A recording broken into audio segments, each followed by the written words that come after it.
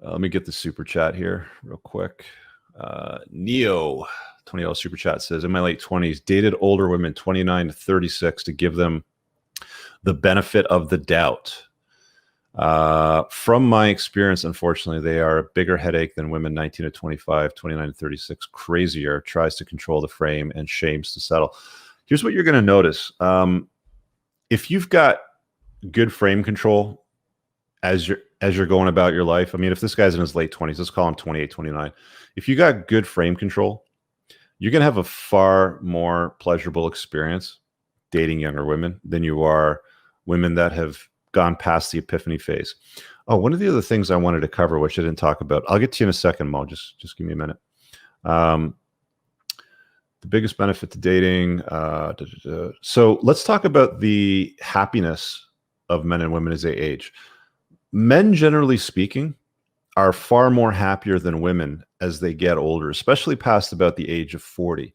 You'll find there's a lot of women that are on SSRIs, antidepressants. They've got a box wine, subscription every month coming their way. They're not overwhelmingly happy. There's things that are not overwhelmingly going in the right direction for them. So their level of happiness is always reported to be quite low compared to men of the same age, especially if guys have it figured out. Look, if you've been through the divorce grinder and things didn't go so hot, maybe you lost half the farm to your ex-wife, you've got limited access to your kids. I can see how you may not feel so hot at that time.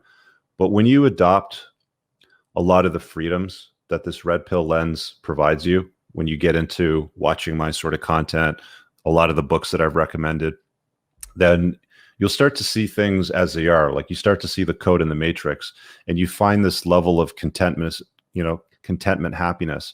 I mentioned this in the foreword of my book.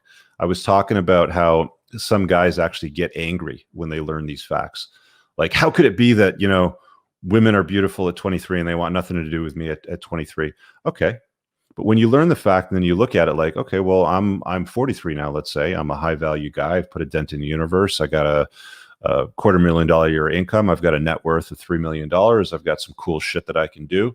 All of a sudden, you know what? You can look back on it and go, cool. Now that I understand the way things work, I'll just date a 23-year-old, right?